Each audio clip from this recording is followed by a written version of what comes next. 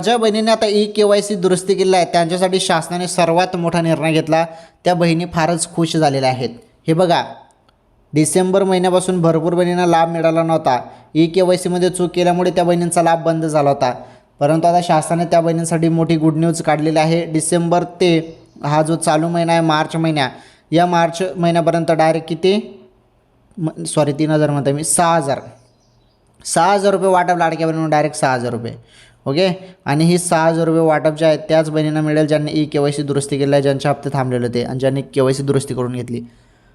तर प्रचंड लाडक्या बहिणी खुश झालेल्या आहेत. ज्यांचा हप्ता बंद झाला होता शेवटी त्या बहिणींना आता दिलासा मिळालेला आहे, कारण त्यांचे जुने हप्ते थांबलेले हप्ते ते देखील त्यांच्या खात्यामध्ये आता वाटप केले जाणार आहेत. ओके.